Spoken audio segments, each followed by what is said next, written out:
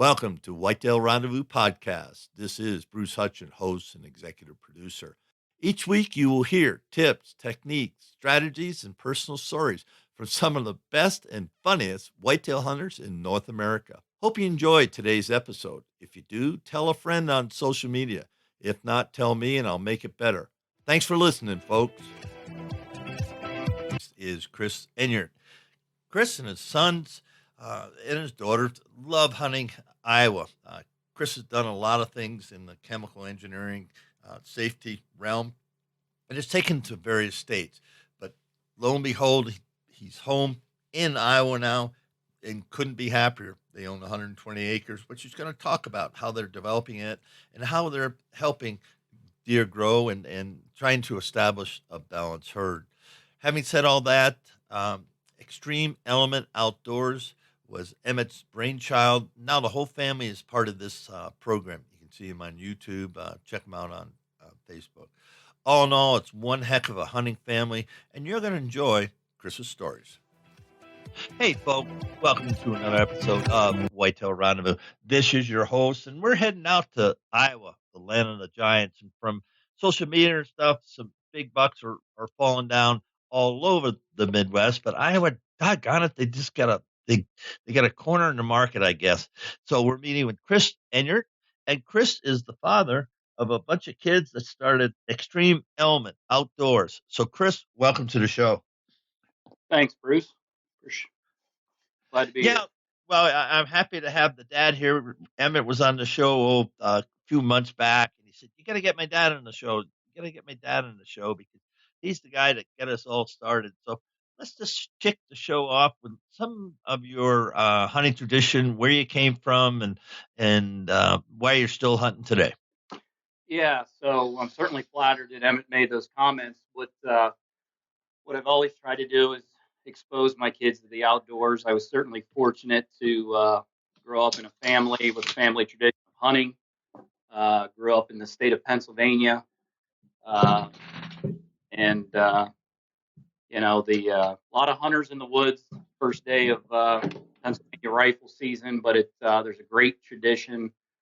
Grew up in that hunting camp environment, and really that's where it all got started. Took an interest in bow hunting and just developed a passion for whitetail deer hunting and overall outdoors.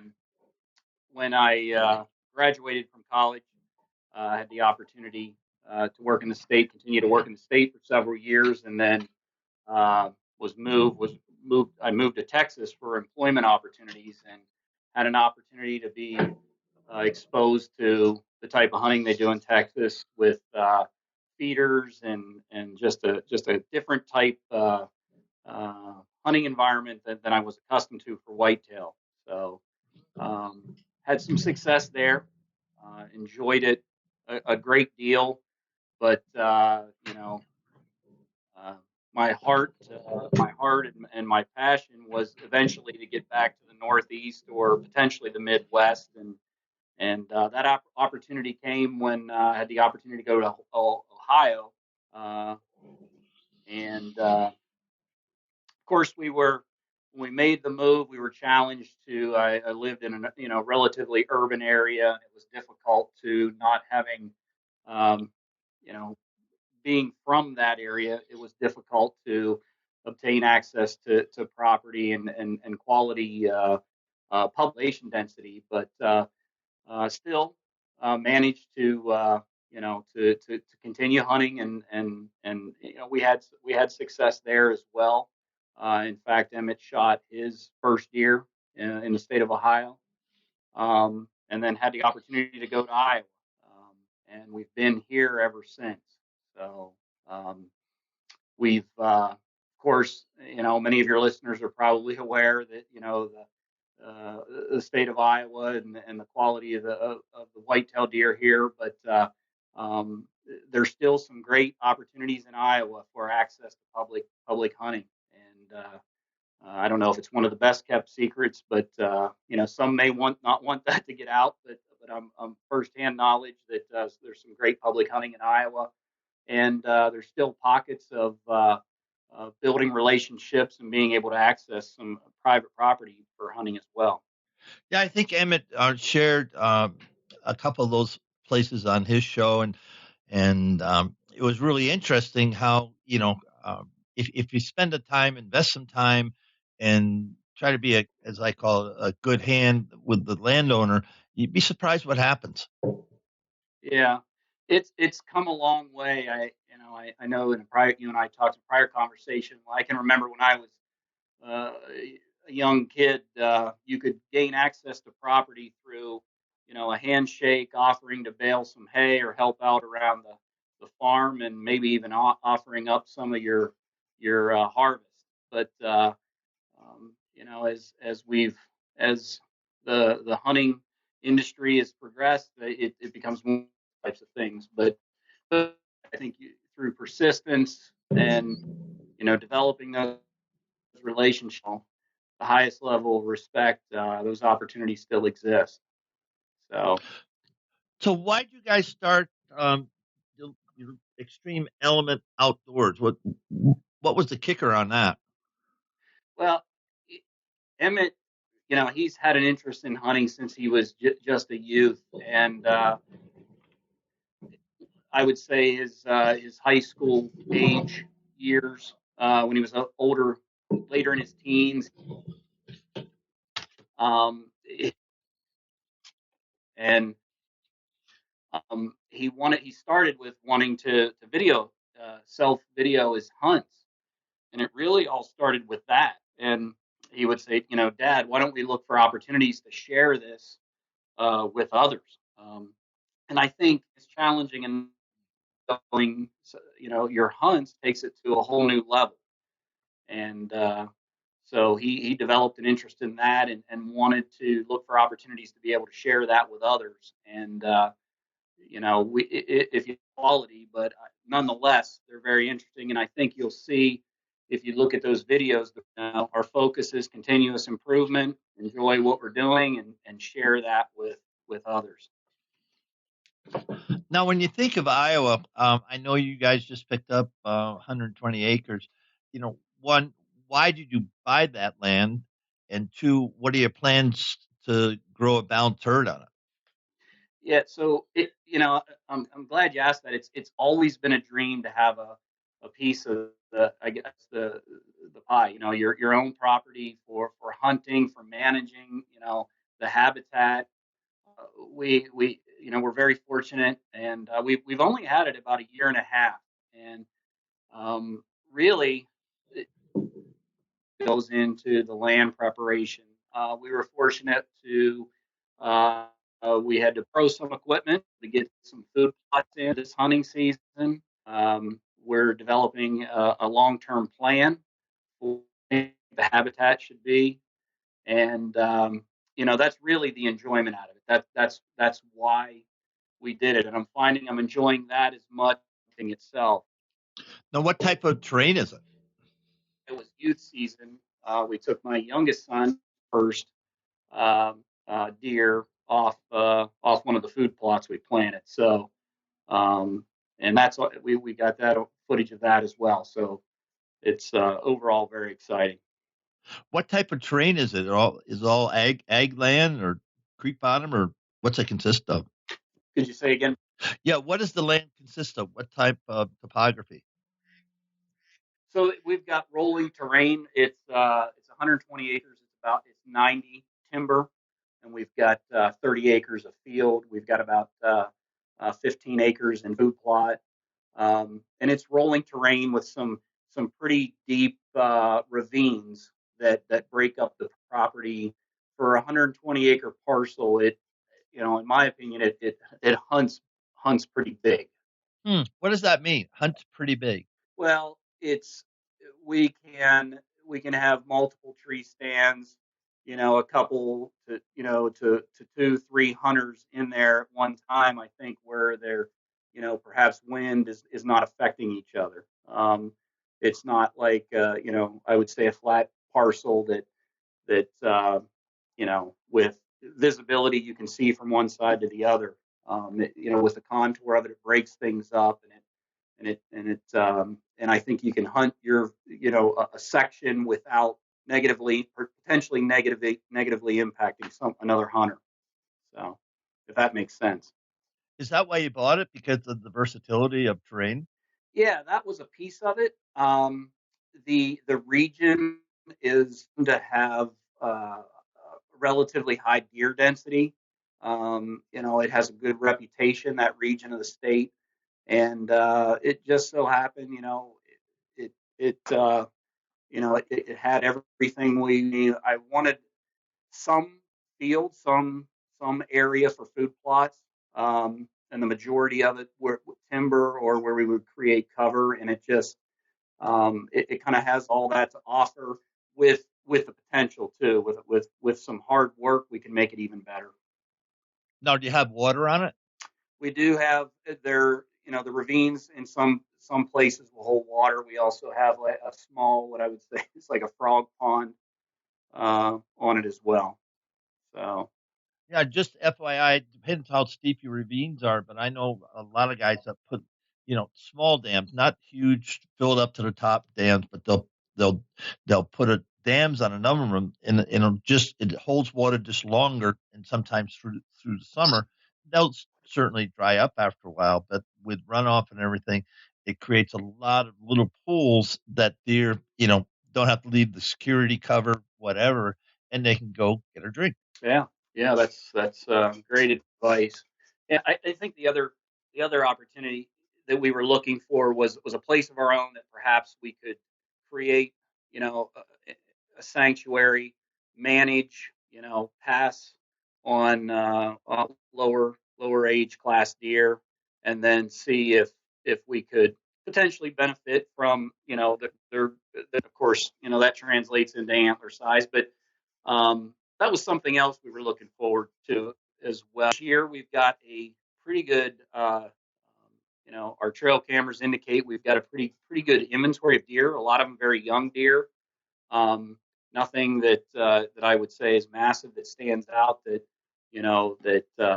I certainly want to hunt that deer, but looking forward to the years to come and see what by passing and starting to identify and even name some of these deer to see if they return the following year, if we can hold any of them.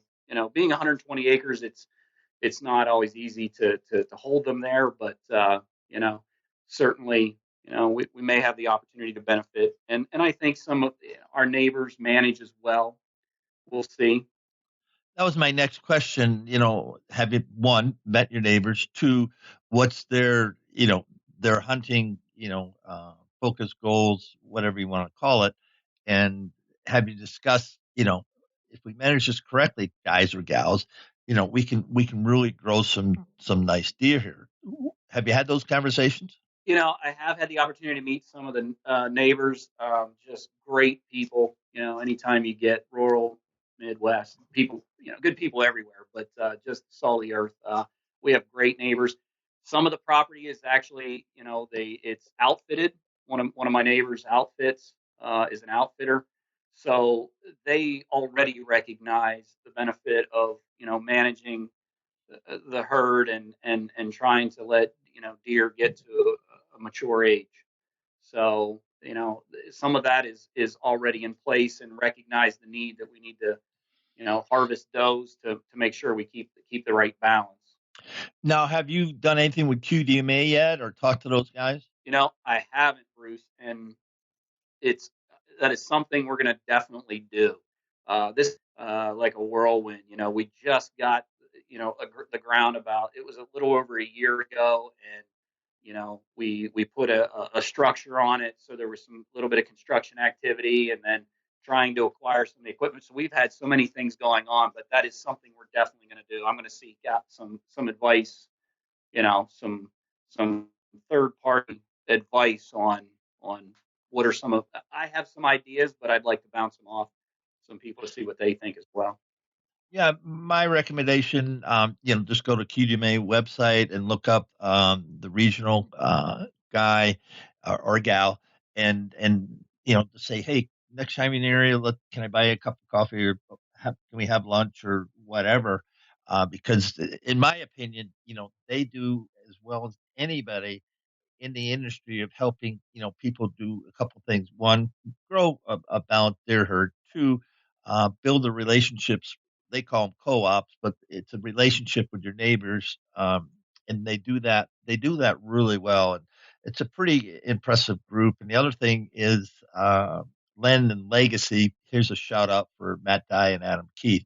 Land and Mm. Legacy can be found on the web. I have no idea what they charge. I have no idea, but they've been on my show a number of times, and they're just really great young men. And if I can help them at any time, I always throw their name out because they get it. And the proof's in the pudding. And they, even though they're young, they've got some really great success stories of what they've done and taken habitat 40 yards, 40 acres up to thousands of acres. And, you know, that's what they call the company, Land and Legacy, because the legacy of hunting is what they want to help everybody, all their clients get to. So there you go, guys. Yeah. So when you talk about your hunting tradition, you talk about East End, and talk about Emmett, and what does it feel like when Easton just shot his first buck? What does it feel like for Dad? Can you explain that? Yeah.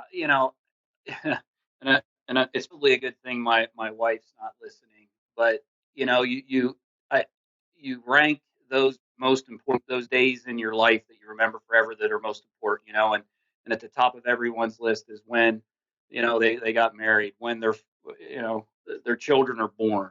Now I'm not going to say it's that there, but I got to tell you, when you have a passion for hunting and getting your kids out there and getting them involved, it's there.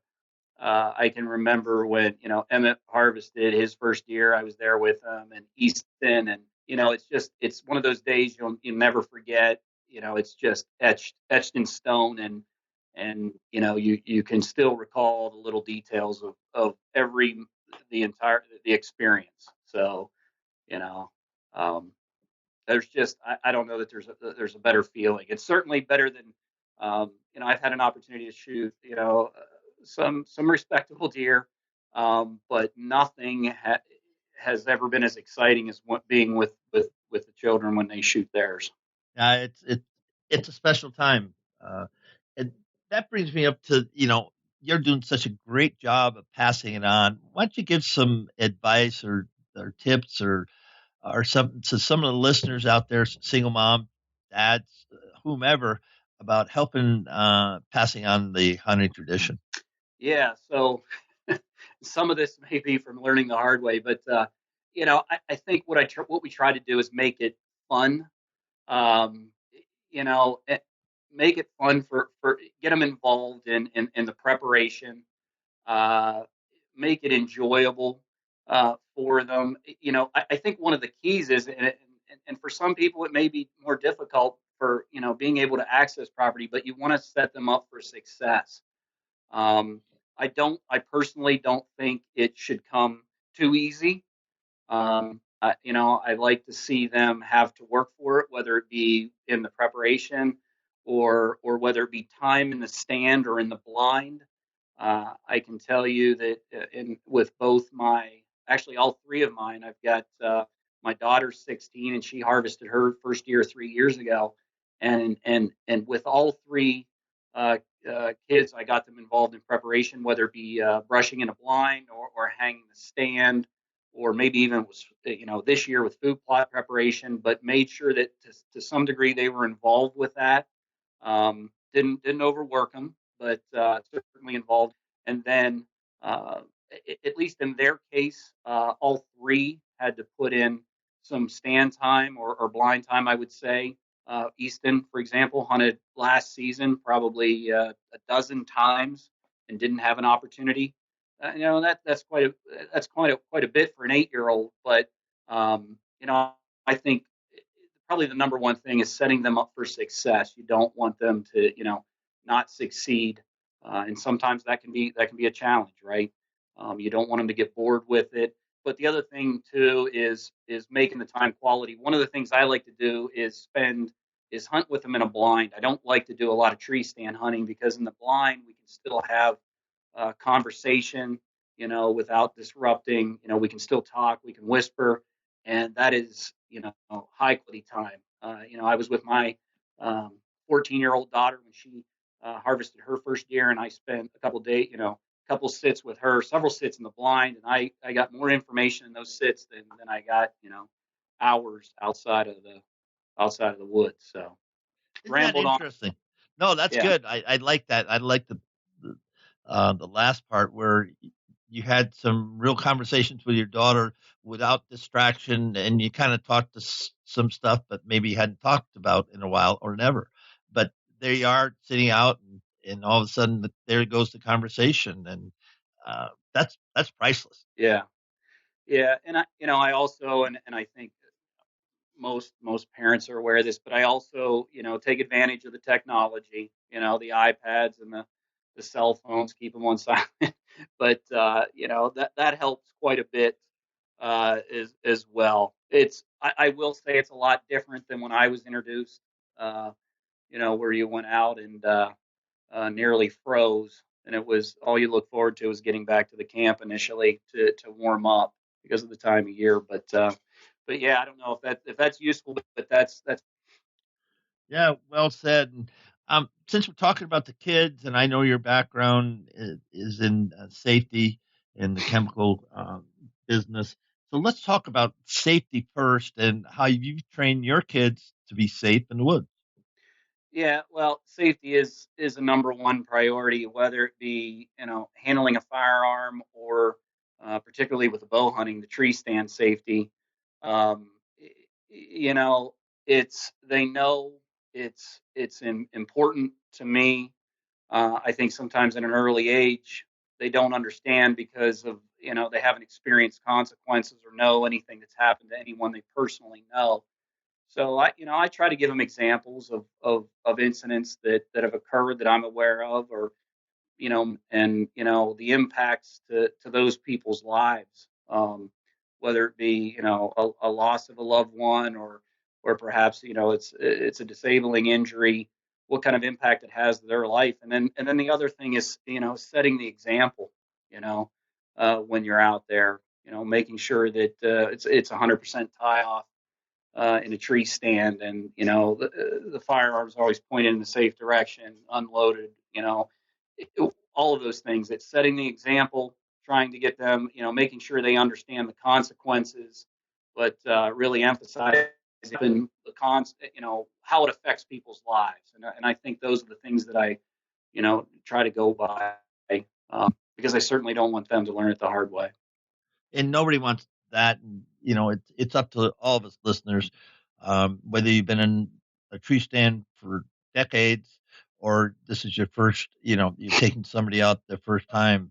And more so than ever, I shudder when I think of the wooden stands that we used to put up and 2x4s and ice. You get in there and it's dark and your hands are gripping it and it's slipping because all the rungs are iced over.